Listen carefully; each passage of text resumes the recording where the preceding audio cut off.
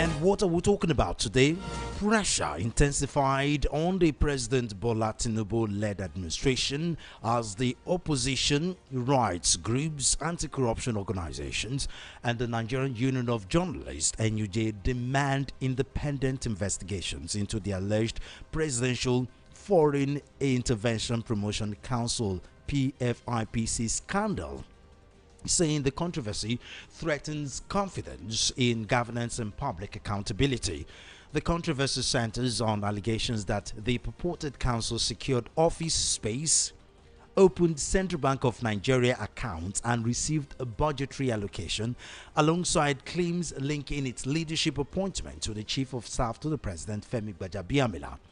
Former Vice President and presidential candidate of the African Democratic Congress (ADC), unsurprising there, Atiku Abubakar, said the controversy reflects what he described as a pattern of scandals under the administration of President Bola Tinubu. In a statement by spokesman Frank Shaibo, Atiku argued that the controversies associated with the Tinubu administration could no longer be regarded as isolated incidents. According to him, the president has become identified with the recurring controversies affecting his governance. Now, the PDP said the government's explanation was as disturbing as that. Similarly, the PDP, that's the People's Democratic Party, accused the federal government of demonstrating what it described as a troubling pattern of institutional failure following the controversy surrounding the alleged fake agency. In a statement by International Publicity Secretary Ini Momobong, the Kabiru Turaki-led faction of the party said the allegations and the presidency's response have raised serious questions about governance and the integrity of the public institutions under the current administration. The PDP said the government's explanation was as disturbing as the allegations leveled against senior officials, arguing that the administration has continued to exhibit institutional weakness. Now, Human and Environmental Development Agenda, Heather Resource Center, and the Socio-Economic Rights and Accountability Project, SERAP, called for an independent investigation and greater transparency over the alleged allocation of more than 1.3 billion naira. I repeat, 1.3 billion naira to the fake council in the 2026 Appropriation Act. The group separately argued that the controversy surrounding the council, whose existence has been denied by the presidency, raised serious concerns about the integrity of Nigeria's budgetary process, legislative oversight, and public financial management. Well, this is what we're going to be talking about today on Matters on Voice of the People 90.3 FM. You can call me Solo. You can call me Mr. Solo. You can call me Souls, SOLS. You can call me Mr. Souls. But officially, I am Solomon of FM. Welcome to Matters.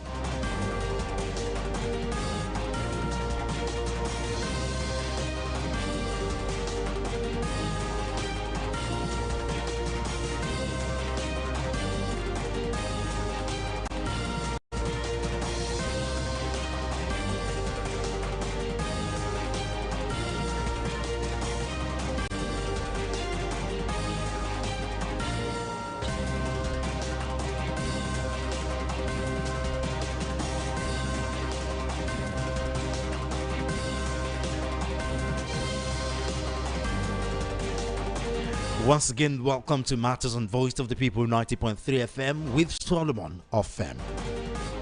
Now, a video of Prince Adeniyi Adeyemi Matthew, the man at the center of the alleged 1.3 billion naira ghost agency or fake agency or fake ministry, however you want to call it, scandal, has resurfaced online on Monday as the controversy surrounding the purported government agency continues to intensify. The video recorded during the press conference held in late June 2026 showed Adeyemi defending his claim to the leadership of the alleged Presidential Foreign Intervention Promotion Council while challenging the position of the presidency and the office of the Chief of Staff to the President led by Femi Gbajabiamila. During the briefing, Adeyemi questioned how an agency described by the presidency as non-existent could appear in official budget document. He argued that the inclusion of the agency in official budget documents raised questions about the integrity of the budget process. Adeyemi further claimed that the agency maintained several accounts with the Central Bank of Nigeria, CBN. He also claimed that the Chief of Staff to the President, Femi Gbajabiamila, demanded 48% of the agency's proposed 27.4 billion naira take-off grants and referenced an alleged demand for 12.5 billion naira. Let's take a listen. Where Chief of Staff to the President has meritoriously served for good 20 years and rose from minority leader, majority leader, and then speaker for good 4 years. I mean, he rose to be the number 4 citizen of Federal Republic of Nigeria. So the question becomes unaffordable. At what point in the process did reference to non-existent agency allegedly enter the official record? And if that are indeed present in an official documentation, what that implies about the integrity of the process that produced and approved those documents? For President Bola Ahmed Tinubu to assented his signature to a budget that includes a non-existent agency according to his Chief of Staff is an embarrassment to this advocating government. My distinguished media practitioner, why do questions persist regarding administrative process, budget lines, and institutional communication allegedly connected to this agency, if it doesn't exist? The said acclaimed non-existent agency has domiciliary, pounds, and treasury single account, all domiciled in the Central Bank of Nigeria. So what Chief of Staff is telling Nigerians is that the CBN governor, with his 4 deputies, 16 capable directors, and over 5,300 staffs are clueless not to have dictated a fraudulent document for opening accounts.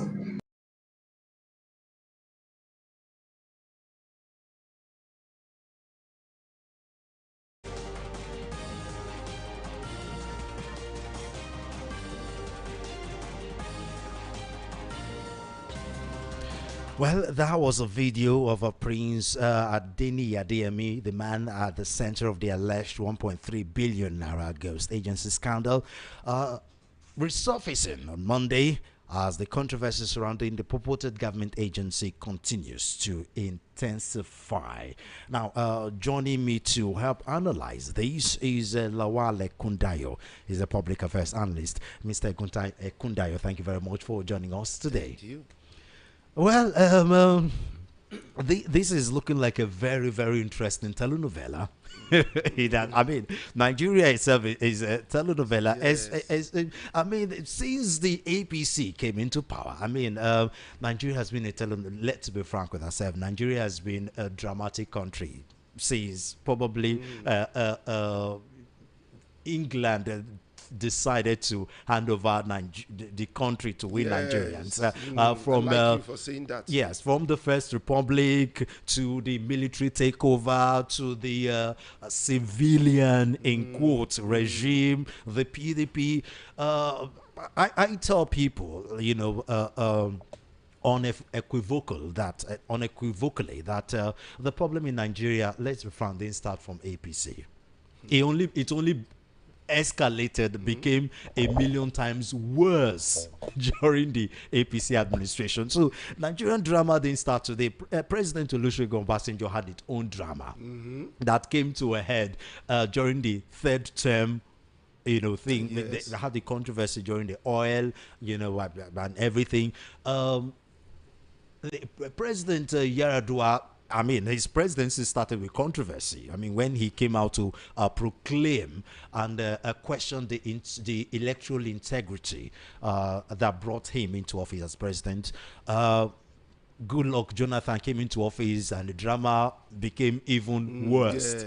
Yes. And then from beginning of his tenure to the end of the term, it was quite dramatic. Yes. You know, and then the APC came into office and then they made every other drama look like child's play. A tragedy. It became a tragic drama. You know, so the good thing about this drama, while on one hand it makes Nigeria look like a non-serious country, joke.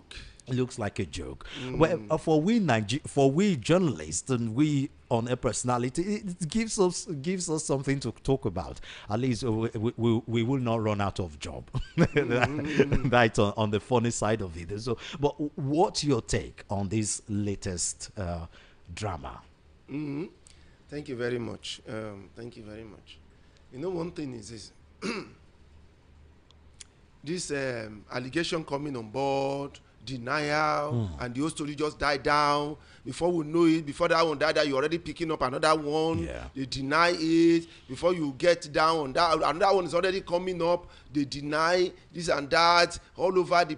You see, it becomes a like you said, a joke, because there's no organization.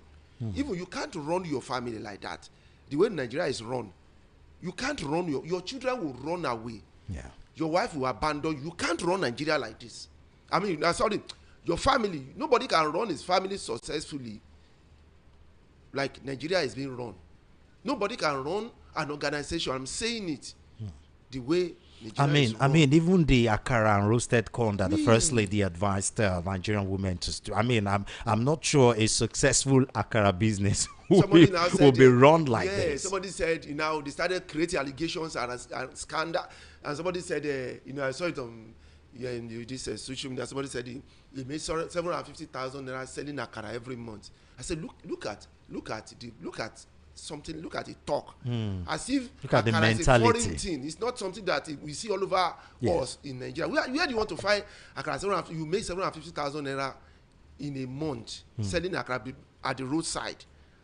I mean, you need to have a huge akara republic business for you to make that kind of money. Yes, you'll be selling like ice cream all over the place. Like, you have branches, like maybe this fast food with branches all over the before you can say you can franchises and all that. I mean, and you know the amount of millions involved to do that kind of franchise. Going to employ, not you, only you frying akara with maybe 1 or 2 persons, and you are making 750,000 naira. How's that possible? Especially in this economy. I mean, 50K will not even buy the bag of beans to start the akara, let alone the other things. The pots, the gas. Let's start with the gas. Don't even talk about the beans. Let's start with the smallest, the gas, or even the groundnut oil you want to, vegetable oil you want to use to fry it. And the pan and the pan and let's not even talk about we're also at a time where you have war against indiscipline, WAI coming to arrest people that are selling stuff at the roadside. Even it's in Lagos too. You can't hawk now. See, so now one thing is this. Look at this allegation.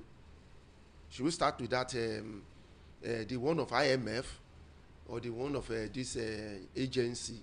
Look at the IMF. The government is coming to deny it, and this report was given to Nigerians by IMF residential representative in Nigeria, who sees everything that is going on, make report and give advice and everything.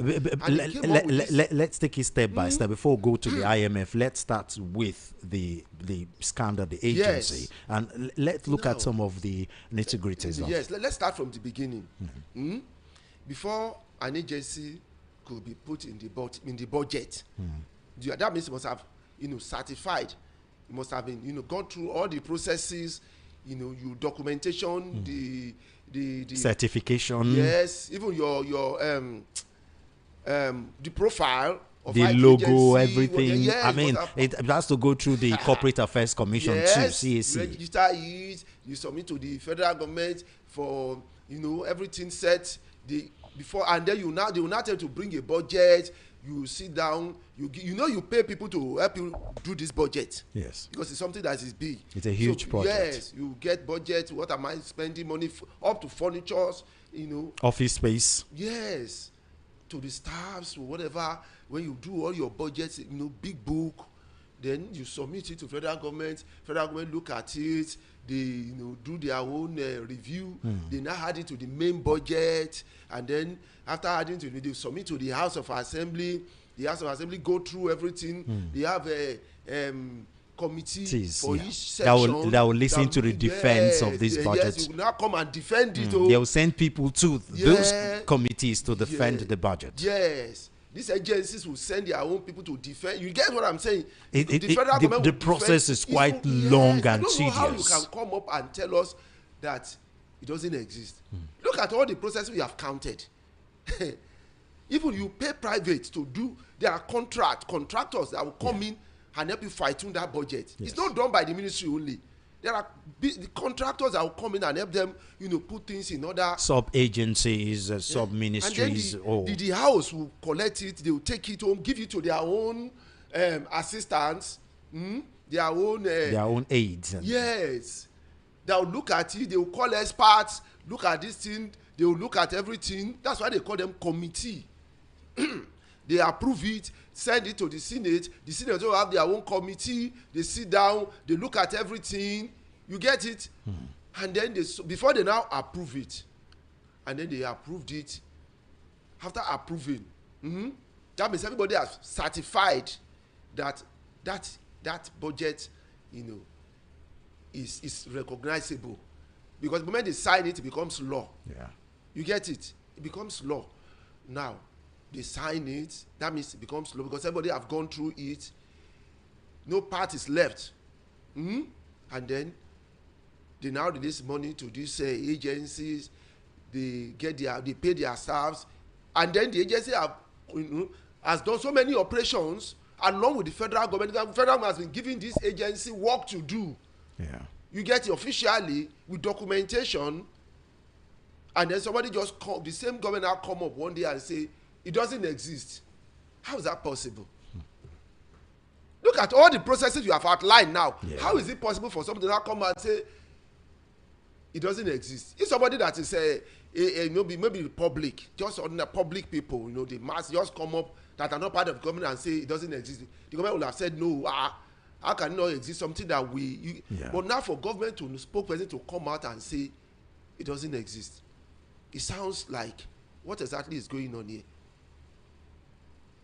What exactly is going on? So now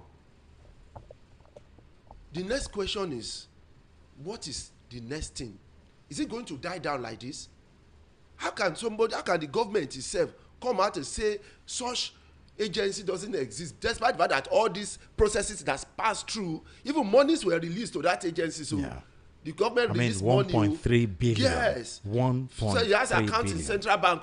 He went to Canada to represent Nigeria. The accountants general have come out to debunk that claim that the fake agency is not registered with any CBN account. Okay, it's not registered. So how is that possible? If you Solomon wants to register, you want to open an account in Nigeria here, is it possible for you to open it without central bank knowing the bank? Because you are going to submit your BVN, yes, you are going to submit your NIN, they will take your pictures, you fill a form, and then it's not a savings account. Their own. I'm talking about you on a savings account. Their one is a corporate one. You are going to submit that corporate documentation, that certificate of incorporation. Yes. You submit it with references and with relevant government documents, being a government agency. Before you now say that it's registered, we should ask God. It's so funny. And look at, I don't understand why this thing. And the strangest thing is that the National Assembly is not saying anything. The Senate, they are not. I mean, what do you expect? What do you expect them to say? They have been indicted now. Of course they have. Because the document passed through them, the budget passed through them, and this person somebody is coming out in the government to say that it doesn't exist. Then you need to bring that budget and do a review to see where that thing, that agency, has its place in that budget. So that if you omit it, you will now know that we have omitted you. And if it's there, you need to bring that to Nigeria and say it's in page 150 something of the budget, or page 52. This is where this agency, is located in the budget. This is where we saw it, we approved it. So, and then you have cleared yourself, and then let's face the federal government.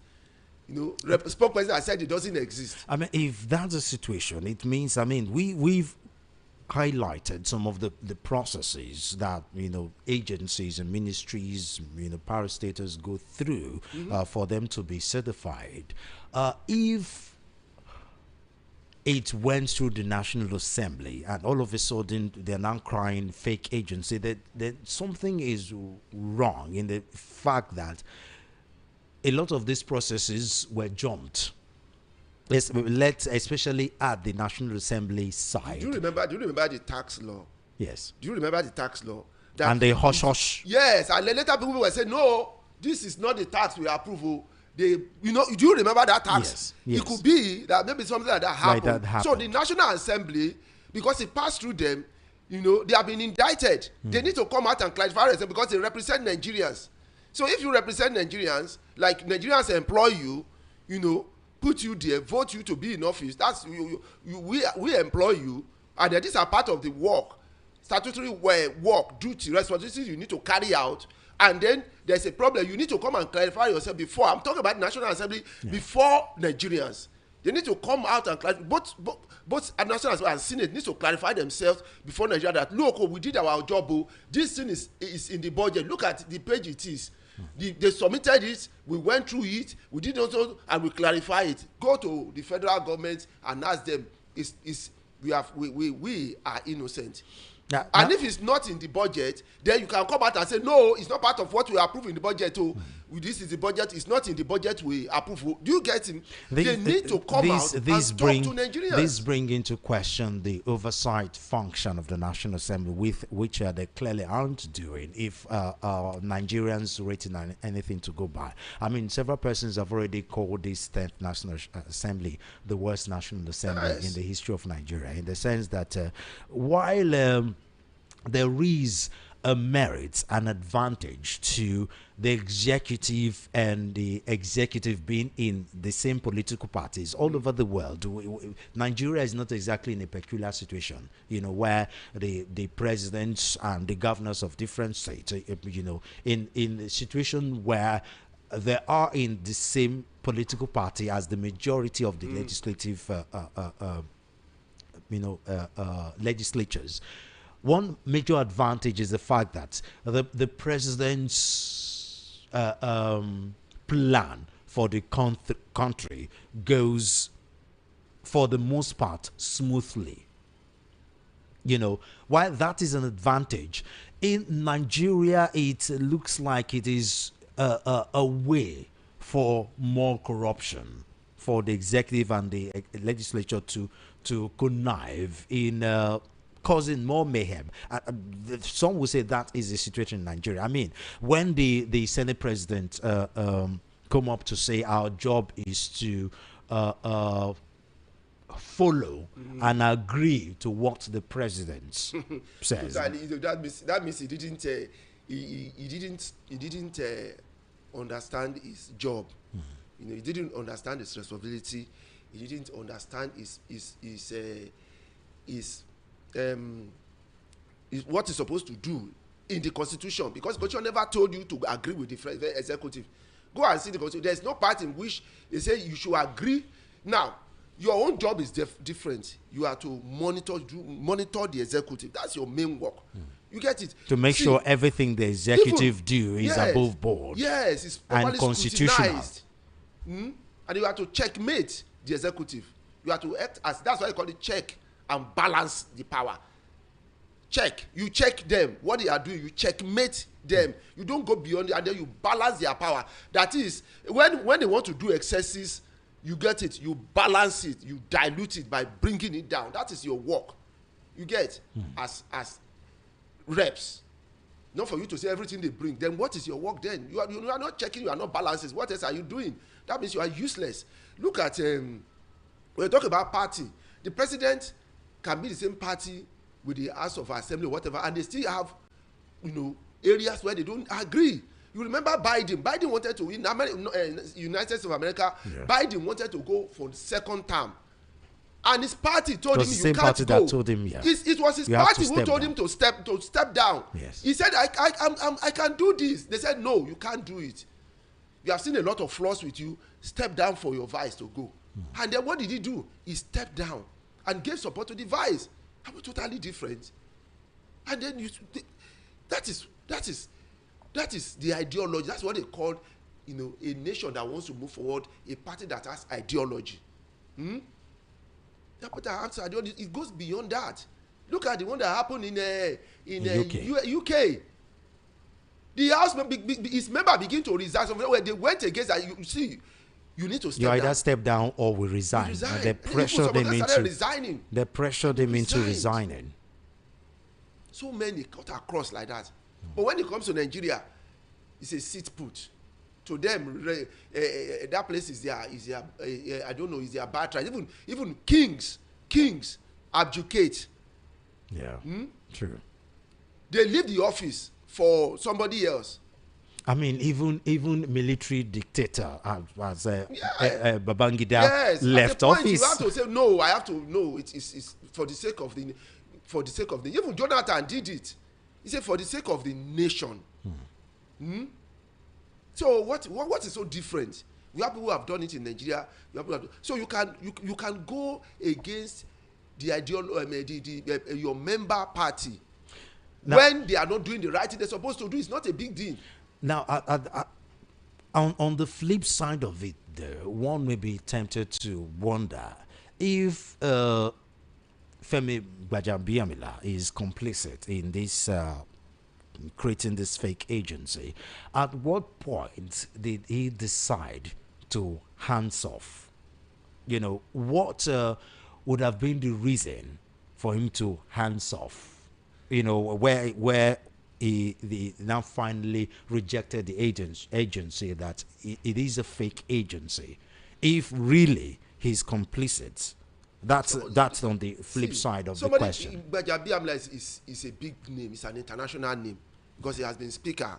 You know, I mean, he's been in politics for a while, and he has held different political positions. Now, it's not a small name; it's a big name. It's an international name.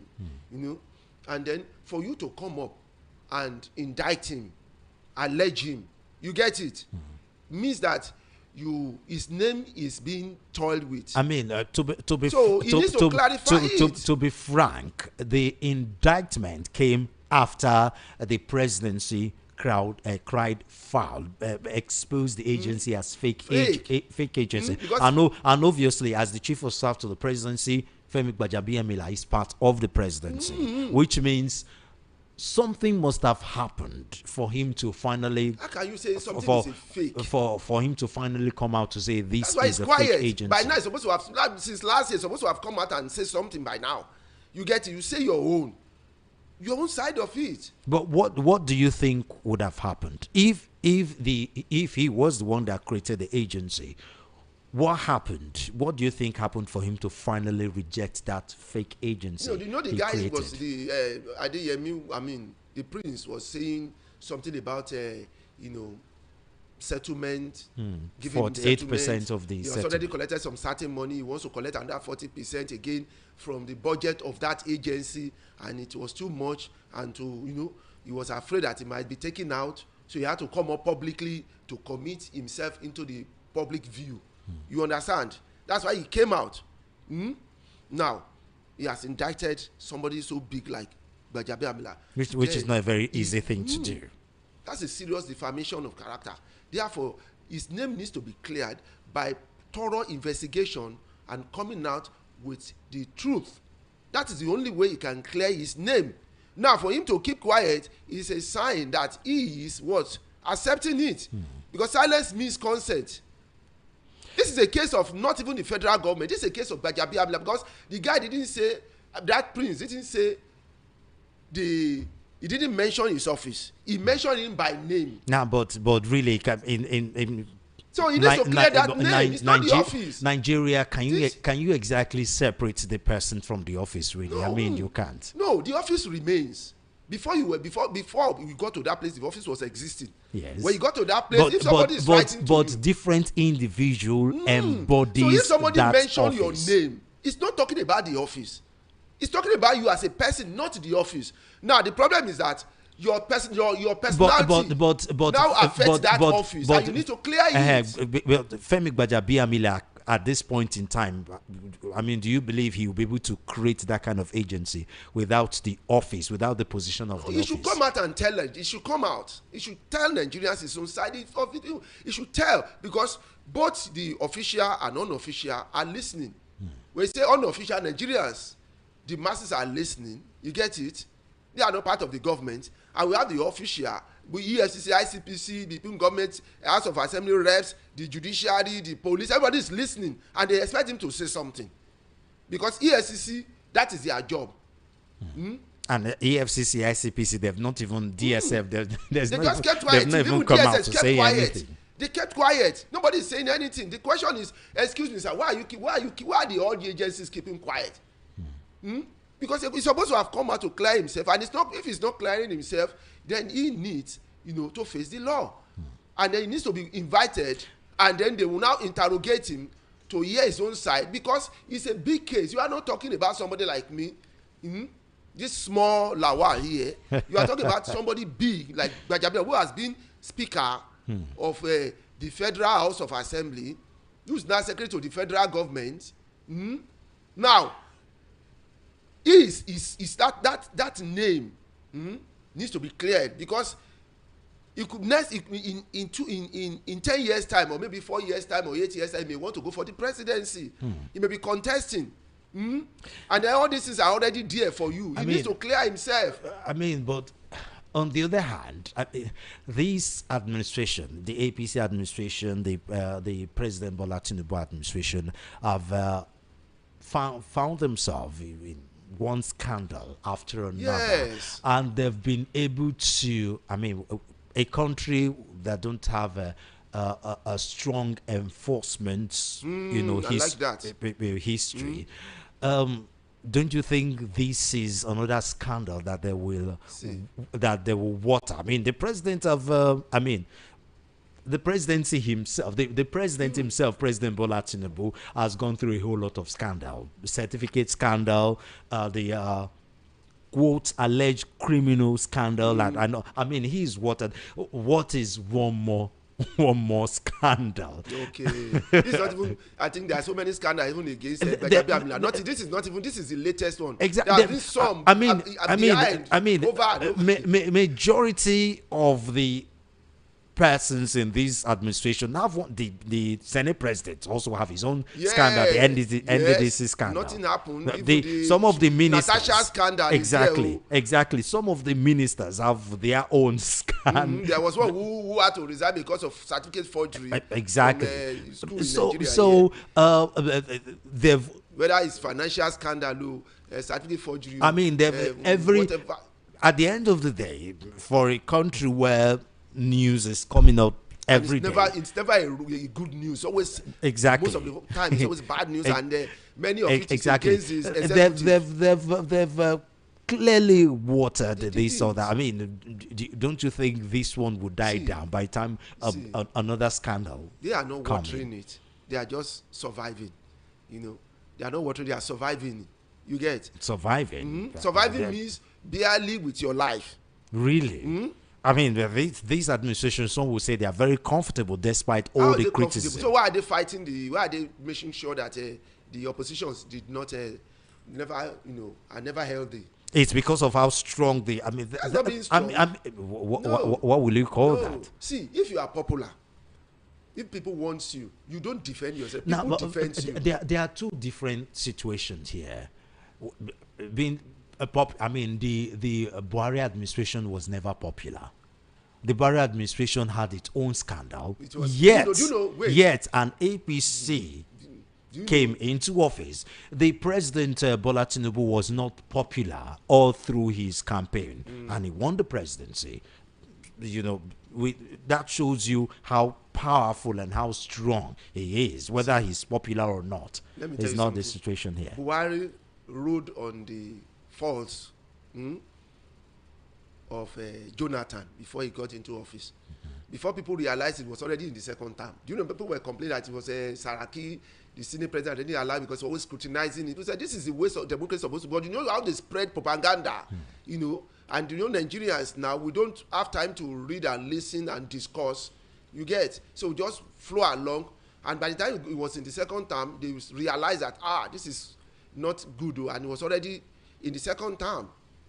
Now we have this administration now riding on that of Buhari, and then have we ever had a rest of mind since? one kidnapping, whatever. If you don't talk about kidnapping today, you talk about death of maybe officer, killed. You heard about a scandal of money. You heard about a Saturday. You really don't hear good news. Football is going on in the world. And it has its own scandal too. No, I'm just saying that the people are enjoying it. Yeah. You see countries, but only Nigeria. I really don't see what we don't key into the world. We are so far away. You understand? We're so far away because every now and then we have so many things to talk about here and then the Nigerians are not happy. That's why the wife of president could come out to say something like akara and selling whatever. He could use that word because he saw that the level of poverty is so enormous that is telling Nigerians that you can barely survive with something like selling akara and roasted corn. He's telling them to barely survive. That's what he's saying. Now, you are not talking about engineering. You are not talking about industrial. You are not talking about you are talking about the roadside selling akara. That means you are telling them that they can barely survive. Okay. Now let's come back to topic. The man in question, the DG of this agency, do you think he knew if this is really a fake agency? Do you think he knew the agency is fake right from the time? You mean the prince? The prince himself, because he made some statement that he actually gave money for him to get that position, but that is not exactly peculiar. It's a common practice, corrupt practice in Nigeria politics. Somebody said it exactly. So let's just say he went through the political baptism, but do you think he knew that this was a fake agency, or he thought this was a genuine agency?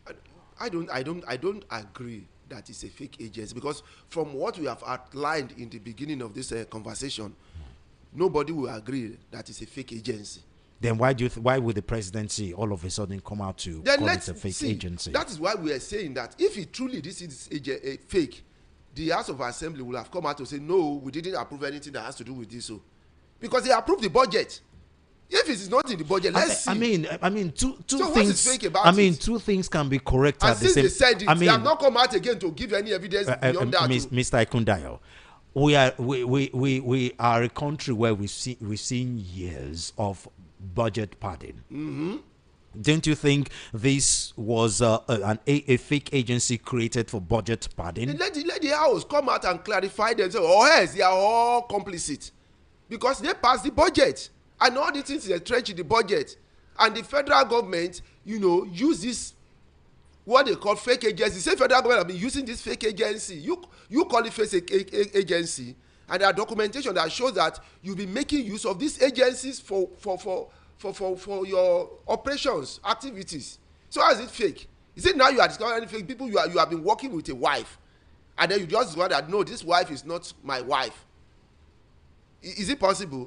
Where things happen in the world, why that kind of... she has had children for you, and living with the wife, you've been together, people have known together, and one day you just wake up and say, we've heard some weirder stories, so that is not out of the realm of impossibility. You went to the registry, you did a traditional wedding, you did everybody snap picture and head with you, you have documentation, you now come up and say it's not my wife. People will say something is wrong with you. So that is what we are going through here. See all the processes we have outlined. Which one of them do you think is easy to have detected whether it's fake or not? So if the House did not pass, it's not part of their budget, let the House come out. That is this House of Assembly and the Senate. Let them come out and say, no, the budget that the federal government, the executive gave us, this agency is not part of that document. So it's not part of the one we approved. We are talking about the same National Assembly that don't exactly do a thorough job as far as the executive is concerned. The president pronounces something and they approve it, like without the tax law, without little or no scrutiny. And before we know that, somebody had to raise it among them that this is not what we pass. So we are seeing something different.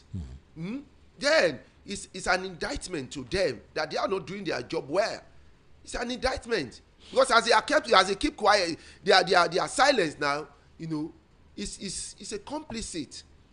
Because that means they have nothing to defend themselves. If I didn't approve you to buy a car, and you bought a car with the government, with my company money, if you tell them that you bought the car, the company, you know, gave you money to buy the car, will I not climb myself? I'll bring the documentation and say, see you, before the management, I didn't approve. This is what I approved. That car is not part of what I approved. But if I keep quiet, what would the management say? They'll say, yes, now you are doing, because you didn't see anything and you have no evidence to show that this car, you didn't approve it. A car is not something of a word of mouth. It's a documentation. This is a big thing now. One thing is for sure. And the guy said, this at the prince said he has documentation. They are now saying, do you know what they said? That he faked those documents. And the person you are dealing with, he has an office in your complex. He has office in your complex. You have been dealing with him. You are interacting with him. You are coming back to tell us that he forged. Now, I mean, now on the other hand too, if stories are anything to go by, this is not the first time this man, the Adeniyi Adeyemi, is having controversy. I mean, there was a story that said he proclaimed himself as the national or world youth leader until that position was disputed. You already have a history of being a alleged con artist. See, all this one they are saying is a distraction. They are just trying to distract us away. No, but you think that story wasn't true? That's a story for another day. If anybody has an issue with that, that's another issue entirely. You have issue one, issue two. If somebody if he have an history of lying and creating fake office, then it's also relevant to this discussion, don't you think? No, it's not. Because we have evidences that the government have been dealing with him. You get it. He has offices with you, and nobody. We have DSS. Despite his alleged history, whatever. So nobody knew that it was fake. It was now. No, I don't agree with that. If he has issues, even if he's a criminal, that is another issue entirely on its own. Anybody can take it up against him. You can face about 5 court cases in court. You know that. And one case can have about 5-6 counts. Yeah. Each one separate from the other. You get what I'm saying? Now, this one we are facing is about this agency. Now, if he has another one, take it up against him separately. Now, one thing is for sure, the way he ran the agency shows he didn't think, or at least he didn't regard the agency as a fake one. You know, I mean, everything is practically above board, and everything has been public. I mean, look at the huge national and international personalities that he's been dealing with. He didn't deal with them in secret. He dealt openly with them publicly and openly. I mean, everything on behalf of the federal government with social media account posting his activities. Even went to Canada to do some functions for the government, and then you are coming down now. So EFCC has been sleeping. They are in the cooler. ICPC in the cooler, DSS in the cooler. You get it? Which one? Police in the cooler. Look at it. And up to now, they are still in the cooler. They are still quiet about it. Why are they quiet? Why are all of them quiet about it? That's the question now. Because somebody alleged, you said no, it's not true. Then somebody must come and investigate it and present the fact to the people. So who is doing that now? The agencies that are supposed to do that are not doing it. It's SERAP that is doing something. And then let's talk about the IMF taking all this, where according to an article you sent to me, the most frightening corruption is not always the one you see, but the one hidden in plain sight. That's really true. So many. Which one are you going? Is it the NNPC one? Is it whatever? Is it the humanitarian one that we don't see anything? Is it? I mean, we keep hearing a lot of international agency coming out to pronounce the amount of money being spent on Nigeria, on a different humanitarian agency from health, but we don't see. I mean, let's even imagine Nigeria is a country without budget. the amount of monies coming into Nigeria from international donors and different agencies, some would argue it's enough to run this country. But huge. We don't see them. I do say something. I said, when we started this democracy, this civilian rulership or leadership. Sometimes I say democracy because just to paint a cat to look like a dog. Now, the first in 1999 when the president, former president Olusegun Obasanjo came on board, our budget was less than $1 trillion. Less than $1 trillion. Now, first year, first term. By the time he was leaving office, he was running the whole country, plus all the agencies and ministries, whatever, with 2 trillion plus. 2 trillion. He was running this country. 2 trillion, for God's sake, 2 trillion plus. Go and check it. And even then, that was even much more than the military was even running. The budget the military was even running. Less than 500 billion. Yeah. Less than 500 billion. When he came on, but he started with close to 1 trillion, and he ran the last year with 2 trillion plus, for God's sake. Now, we have a government that is running how much? And then we keep borrowing, and then you keep borrowing, and the money comes in, money goes out. We don't know. And the question is, our internal generated revenue has increased drastically. Do you know that? Yeah, far more than what the whole of Obasanjo's budget. It's even more than the whole of Jonathan's budget with the borrowing. Yeah. That's an internal generated one. No? Now we borrow more, and then we have international donations. And then the question is, what do we have to show for it? Is this as good as when we're running with 2 trillion? As of that time, Obasanjo made sure he cleared all our debts, paid them off, whatever. With that same budget, he cleared everything. We have no burden of budget servicing. Now we service our budget with over more than 5 trillion. More 2.5, let me say 250% the amount we used to run the whole country. If you look at that amount we use in servicing this debt, it covers half of the budget of the whole state. Is that not true? Now, and with more, then what do we have to show for it? And then we have so many scandals, 210 trillion missing, NPC, Kinikon missing, IMF came on with its own. A residential representative of IMF that sit down with the government, monitor how you are doing your things, monitor how things are done. That is their job. The only job they have as IMF representative in Nigeria, you get it, is that.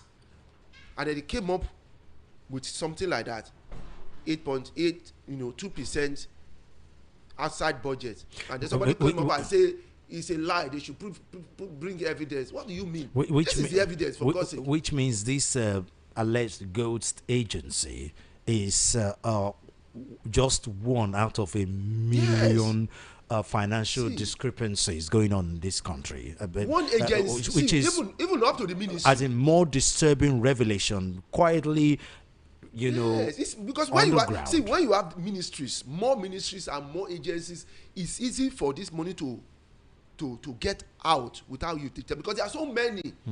So many. I think we have a closed one so small that it's easy for scrutiny. It will be difficult. It's weird. One agency, you repeated it 3 times. It's weird. It's weird how for years Nigerians have been talking about the cost of governance. Remember and how, the Oresoya case? This is too much now. Why? Go to UK. You see sports, youth, and another together. They put them together. Here we separate it. Whatever to spend on each one. Do you know what it is? They fly abroad. One agent. What's it? A minister. I mean, what's a minister? We talked about cost of governance and so how the governments need to be prudent in their spending, and that got to a crescendo during the Buhari administration. And when the Tinubu administration was coming in, there was promise of a lot of these agencies will be collapsed. There was promise of the cost of governance is going to reduce. And then the president came, announced subsidy removal, and then created even more agencies. To add to it. We have minister of state. That was even signed. What's the meaning of that? They said it's an assistant to the main minister. Why do you now call him minister of state if it's an assistant? Can't you call him simply assistant and both the minister and the minister of state have to go through Senate. Yes, are you saying that they have the same thing? They have both a deputy, they have a advisor, whatever, on their office. They have it's the same repetition for the federal one. I mean, the big one to the small one. We have the minister of blue economy. You don't even understand what that means. Blue economy. Yeah, we'll look at what you can gain from this. What do you want to gain from this? Now, according to Reuters report on the IMF's latest Article 4 consultation, public expenditure, the IMF's latest assessment of Nigeria's public finances, government expenditure equivalent to about 2% of our budget, were executed outside the official budget framework. If translated into today's economy, that's 8.8 trillion naira. That's 8.8 trillion naira. And that 2%, I think, is the one that have been discovered. I'm very sure there are much more. Especially these agencies that have not been discovered it's difficult to monitor them. Many of them you can't see what they do. You can't see what they really do. How can you, when you have so many, which one are you going to see that, okay, this is what you did?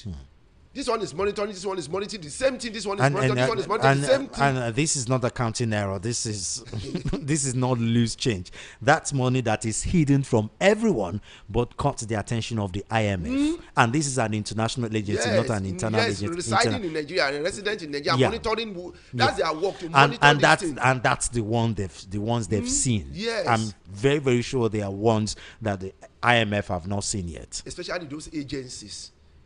Okay, look at Ministry of Petroleum. Look at Ministry of Petroleum. Look at that, the money they are voting into these refineries. Refineries that are not working. Including, and you are voting money exactly like it is working. You are voting money, servicing, maintenance, paying staff, and it's not working. And it's not working. Is that not a fraud? Is that not a means of embezzling money? And this money is, And they fly abroad, they have experts. It's not working, Fly abroad, have experts, go for meeting, go for seminar, every maintenance, they have cars, and nothing is coming out. And you keep voting money into that place every year. Is that not enough? And these monies are capable of transforming the healthcare, education, agriculture, power, road, security, the lives of millions of Nigerians. And the question, who approved them? Who executed them? Who monitored them? Who audited them? There's a whole lot of questions. That's why when the government is man no man, everything is politics. Things like this are bound to happen. Because politicians, you know what politicians do? They politicize things. They control the minds of people in order to have a narration that they want. And that's what is happening. Change your narrations. Like the National Assembly, they painstakingly debates and pass these budgets, creating an illusion of doing their job properly, allegedly. I said, I think last year I said it is erroneous the way we pass budget, the House of Assembly and Senate pass budget. Because they pass it in a short time, within a month or two, they have already passed it. How do you do that? Something that they're supposed to submit, supposed to at least take you like 6 months at least to go through that budget, to be sure. And within a short that they pass it and they submit it late, they pass it hurriedly and everything goes. Why will it not go? Why do things like this not escape it? Now, for all the criticism of the government and our ruling elite and our political class, don't you think even we Nigerians, ordinary Nigerians, are complicit in how the system is being run? Because I know if these things are happening in any other sane country. Let's say outside of Africa. I mean, in Africa, these are normal things. Outside of Africa, I'm sure the citizens will be on the street shouting for accountability from the beginning. From the beginning, they will have done that long time ago. In Nigeria, we just like we don't have a system of political elites, having to face consequences for this. We don't have a system of political leaders handing over their resignation letter. We also don't have a culture of citizens in Nigeria going to the streets and protesting rigorously, or demanding justice, demanding their rights. Situations like that, we don't have. There was a time that I went to a local government in Lagos. I went to a local government. I won't mention the name to do a documentation, and I saw it. People killed. We killed. I saw it written there. Is free. They wrote it there on the wall. They said free. Don't offer anybody money, is free. But do you know that Nigerians they kill? They were telling me that this is Nigeria. That who minds that one? That is Nigeria. That they will collect money when they get there. When the same Nigerians. The same people that killed, they saw the notice there, and they already argued that that thing cannot work. Because when they get there, that people will demand money and they will give them. Because this is Nigeria. I was arguing with them. That is not right now. It's been normalized. I entered by that the place. I didn't citizens. pay 1 kobo. I entered the place. I sat down. I didn't pay 1 kobo. Because we started talking before I was doing my job and we were talking. They saw this way, the way this one was talking. We don't know where it comes from. So they didn't demand from me. But why every other person? Yes, people after me were. We were paying money to get this thing done. And I said, look, even when it is written there, you get it. Don't let them demand money. Leave. You see ordinary Nigerians, saying publicly that it is their turn to chop. If I reach there, I go follow chop my money. That is our. So even we ordinary Nigerians, we have a problem. Slavery. Yeah. I don't understand. Yeah. What is wrong with us? The same government, this same Nigeria, that fought military, you get it, to step aside. They fought Babangida to step aside. See this same, and then look at the way we are acting. Even go to student union, you'll be surprised. Yeah. Go to student, begin to wonder. Excuse me, is this a citadel of learning? Yeah. Look at the way they behave like a mediocre. Even their president. See the way they talk like.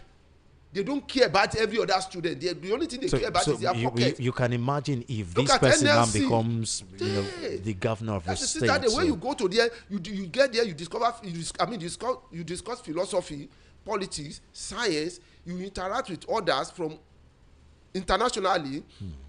You compare.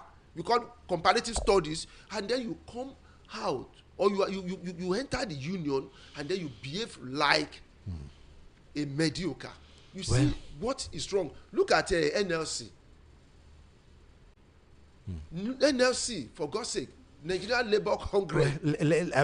I'm sure there's a whole lot, but we have to go. It's time to open the phone lines for people to start making their contribution. Mr. Kundayo, thank you very much for your time. It's always a pleasure talking to you. That was the Wale Kundayo, a public affairs analyst. It is time for you to have your say. Please keep it short, keep it simple, keep it clean.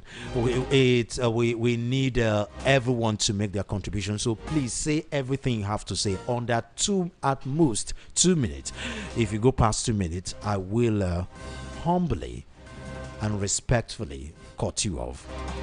And please, no more slinging, no insult. Please keep it clean. Yes.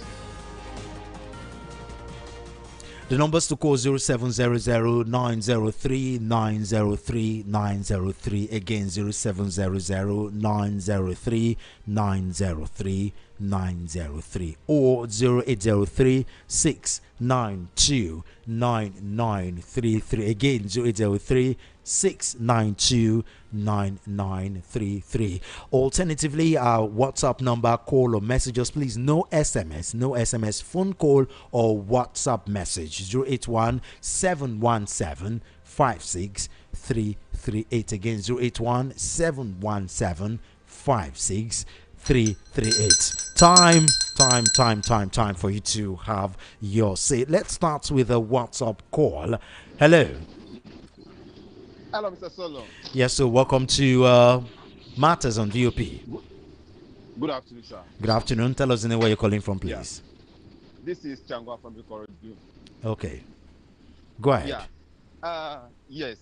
See, Nigeria government and Nigerian citizen, as in we in general, I would put the blame on the citizen as in like the masses. You know, in UK and other civilized country, if their leaders did anything or done something wrong, you see them will come out on the street protesting. But in Nigeria here, if you are coming out, another group, understand, you will be somewhere. There'll be a counter protest. Yes, counter protest. That this is my brother, this is our turn. And then they'll now make an otherwise peaceful protest to become violent. Yes, another peaceful. You see all those things. We can't achieve it. If we continue like this, we can't achieve it. They will continue to rule us, and their children will come and rule us until we have nothing. We have nothing again. Until we change our mentality, we change our mindset, then everything will work in our favor. Thank you. Thank you very much. Oh, that was sweet, and that was simple, and that was short. Okay, hello. Hello, good morning, Mr. Soul. Good afternoon. Welcome to Matters on VOP. Oh, sorry, did I say good morning? It is fine. Morning, afternoon, evening, same thing. Tell us your name, where you're coming from. Sorry? My name is Shola. Okay, go ahead, Yeah, Shola. Okay, talk to us, sir. So, okay, yeah. God bless the first caller, He took most of the things out of my mouth. I blame Nigerians. And you know, these politicians, these are leaders. Let me say rulers, they are not leaders. They have taken Nigerians for granted for too long. This is a country where you will hear, they will tell you, just give you any senseless story. Snakes swallow money, monkeys swallow money, you know. So, you know, in this particular case now, there was a divine intervention because they know they can just cook up any story. There's no how. Even the daftest person knows that this man, Adeniyi, cannot operate without insiders in the presidency. Now, there must have been a fallout. You understand? Based on sharing formula, like which we are hearing, even though it's alleged. And you know, I am sure they want to punish that man by saying that okay, we are going to disown him. There's going to be a disclaimer, and Nigerians will take it hook, line, and sinker. But you know, they are not expecting this uproar. If Nigerians can come out more and take responsibility, take charge, you understand? Take back your country. These people will stop all this nonsense. They have taken us for granted for too long. I blame the Nigerians. The people deserve the leaders that they have. That's my take. Thank you. Thank you. Well, it's been short and clean so far. Please let's keep the conversation coming in. Short, clean, simple. Hello. Yeah, good afternoon, sir. Good afternoon. Welcome to Matters on VOP. Yeah, thank you, sir. Mr. Solomon, thank you, Mr. Peter, also. God bless you. What we are saying tell us your name, where you're calling from, please. My name is Lottie. I'm coming from the state. Okay. Yeah, what we are saying in this country that we have been lamenting every time concerning this our government. I can tell you that I'm saying now, I can tell you that there's nothing we can. Oh, we lost connection with that caller. We do sincerely apologize for that. Please call us back. Hello. Solo Baba. Yes, so welcome to Matters on VOP. My name is Ralph. I'm calling from Satellite Town. Okay, Ralph. Bros me. I did. So this country, I can tell you the truth. When people call the door say Nigerians are the problem, it's a lie. The problem is that they were politicians. They are reflection of the citizens, to be sincere. As I am today, I have 4 kids. I have not benefited anything from government. I wanted to call your colleague before. I have not personally benefited anything from government. The school machine I attend today is private school. The hospital is private hospital. I'm the one that brought them in the morning. Our street, we contributed the money and tie it. Our street, we contributed money and put electric poles. Tell me what I'm getting from government. It baffles me at times. Why somebody calling Nigeria here supporting this government? No, but you don't think that is a problem? The fact that we've normalized this situation, that we've decided to take it, to do it for ourselves instead of instead of doing what? Instead of pressuring the government to do it for us, because it's like the government knows Yes. No matter what they put on Nigerians, we can cope. We can go. That is the real problem. Look at how they push fuel from 220 naira to 12. Today, one leg go take come up 50 naira. Yeah, it is tried. Someone will even come and say that the refinery is part of the progress of this administration. Somebody's refinery. You see what is happening to this Gbajabiamila case now? That case can never do anything. I'm sorry, it's allegedly. All of them are involved. This is just divide and rule. That's what they're doing. Divide and rule, borrow and share. Okay, Solo. God bless us, give us the opportunity to talk. Thank you. Thank you. Well, keep the conversation coming in 0700 903 903 903 or 0803 692 9933. Hello. Hello. Hello. Yes, sir. Welcome to Matters.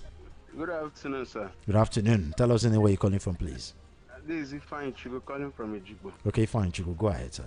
Frankly speaking, I always try to get people's number, but it's not been going. I wonder the kind of people we have become as human.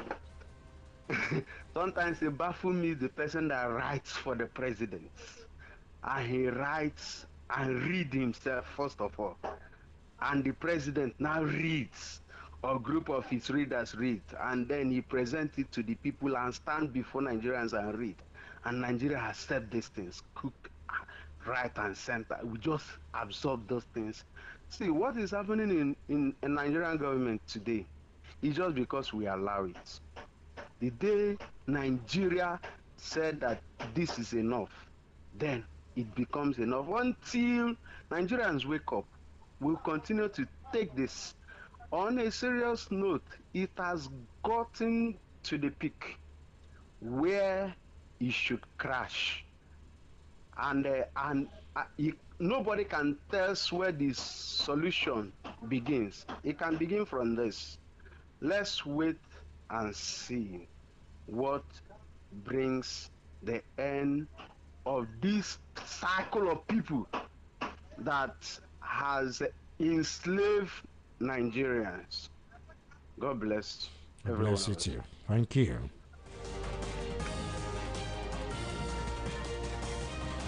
Hello. Hello. Welcome to Matters. Good afternoon. Good afternoon. Tell us the name where you're calling from, please. My name is Taiwo calling from Ibadan. Okay, Taiwo, go ahead. I just want to say the fact that it is true that we are supposed to march out and demand what we want from the government, but they are not giving us the environment to do that. But just look at the case of what happened at the last time due to this NSAS issue. Look at the way the youth comes out and protest peacefully. Why you will see some counter protests too, because some people sponsoring them.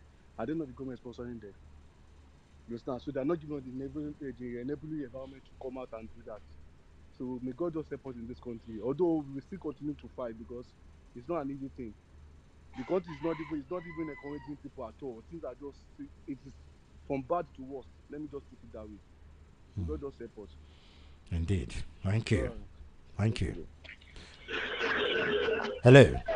Hello, Solo. Yes, so welcome to Matters on VOP. Yeah, good afternoon. Good afternoon. This is Sunday calling from Mushi. Okay, Sunday, go ahead. You see, Solo, every foundation that is bad can never make headway. I'm telling you the reality. You see, the whole thing that's happening in this country shows us that we have a bad foundation from our government, and other things are not moving fine.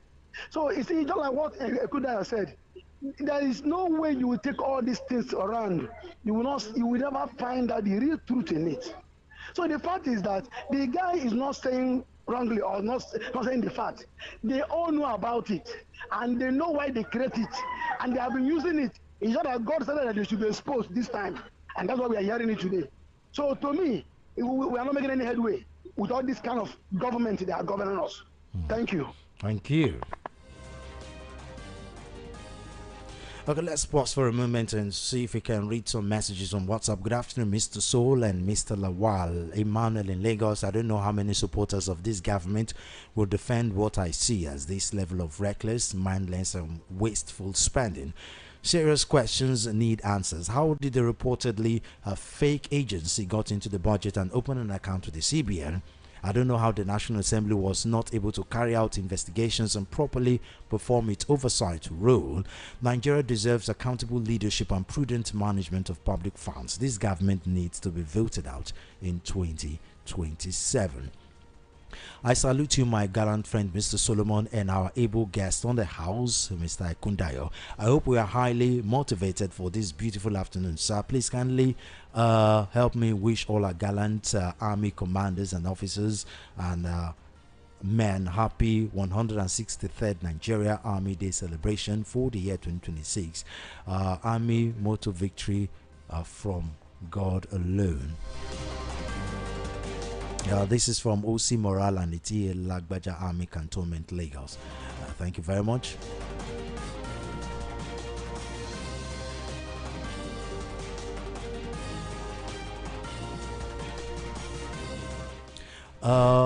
King, our Olodo uprising too much. That Femi Gbajabiamila issue is family fighting. We know sabi anything. That agency exists. It's just that two favorites of the presidents are fighting. I think the Adeyemi guy overreached himself, and Femi was trying maybe to reprimand him. He felt bad and felt like he can't be fired. I mean, Adeyemi is also a favorite of the president, so Femi had to whistle on him by saying the agency doesn't exist. You know, Femi, that's how he talks. Okay, this is coming from AB. Okay, thank you, AB. Good day, men of God. Talking about fake government agencies. Once the head is rotten, the whole body will be affected. Sheyi caught from Itire. This is country full with leaders whose sole responsibility is to contest for selfish gain rather than the interest of their people. A country full with visionless leaders whose strategies is to steal from commoners. A country with whose leaders have sold us to the highest bidder, Olushoga from Odunla.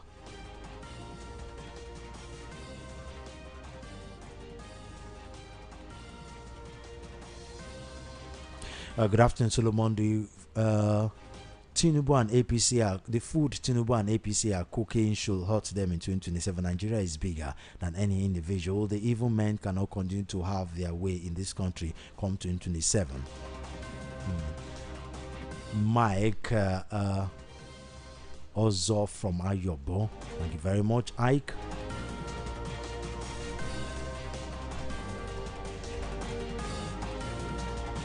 Okay, let's see if we can pick one more calls before we go. Hello. Hello. Good afternoon. Good afternoon, sir. Thank you for joining us. Yes, sir. My name is Mr. Chima. I'm calling from Surulere. Okay, Mr. Chima, go ahead. Yes. What I want to verify is how are we sure that what happened last election 2023 that it will not happen again? What am I trying to say is this. When we are about to go out in the morning to go and do the voting exercise, there are a lot of security men, both army and the other policemen. It's okay, once you do this, go home and then you come back for your thumbprint. We went back home. As soon as we came back, I'm calling from Surulere, but I don't want to mention the area that this thing happened. We have two polling booths in that our state. As soon as we line up and the voting exercise was going on, some people came with a Bajaj motorcycle, and all of them were carrying two passengers. Immediately they came. They carried all the ballot box that many people have printed and dumped them inside the water. And those policemen that asked us, please, if you near the ballot box, or if there is anything that you do to harass the electoral people, say, look, I will shoot you. But when those people came, they carry all the ballot box that people have already printed and dumped them inside gutter and turned to the other side, and nothing happened to them. There is nothing that happened to them. I called my wife. I said, please, so don't come again and vote. That all the things that we voted for, all of them are inside gutter. As soon as I reached home, it was not up to 20 minutes. Arise News will carry it. But those people that did that, and nothing happened to them. So what I'm saying is this: how are we sure that such a thing will not happen again? People are telling us, go and get your PVC, go and get your PVC. How are we sure that we are safe? Okay, thank you. Or Thank you. If we are going there, should we carry cutlass or should we carry guns? Okay. How are we sure that? We have to let you go, sir. Thank you very much. I understand what you're saying, but well, they say two wrongs don't make a right. You know, so in as much as we understand, we know what's going on in the country, the bad electoral policies and all that, we have to keep doing our bit, keep voting. And because if we decide to say because of this situation we are not going to vote again, then we are making even the corruption even easier for them. We are making we are giving even more room for even bad leadership. You wanted to say something, Mr. Ekutaya. Round up as we. I was just trying to say that if two people are fighting, which one of them is wrong and which one of them is right? Exactly. So you must be able to defend your vote and mandate. Yes. Some people say within the ambient of the law, fine, but defend your vote. Okay, thank you very much, sir. Thank you for calling. Well, it is time for us to go. Again, Mr. Lawale Kunai, thank you very much for your time. Thank you. Well, at least pressure, at least the little pressure that Nigerians can offer, you know, they are intensifying on the President Bola Tinubu's administration, opposition rights group, anti-corruption agencies, and the Nigerian Union of Journalists. At least in their own little way, they are demanding an independent investigation on this alleged fake agency. Hopefully, that will make them do something. I mean, all we can do is just be optimistic, despite every sign that we should be pessimistic that this government will do something. As I said earlier on, this administration have seen lot of scandal, and there's been no penalty for those people involved. But still, Nigeria in our own way, we have to try to be optimistic about it, despite signs to the contrary. Thank you very much for joining us on the show today. The show returns on Wednesday with Chioma Innocent, 1:30 to 3. Tomorrow, 1:30 to 3 is our political show, The New Nigeria Debate. Afterwards, Matters will return 1:30 to 3 on Wednesday. On Thursday, 1:30 to 3 will be a continuation of the political show, New Nigeria Debate, and then Matters will come back again on Wednesday. Join us on those times.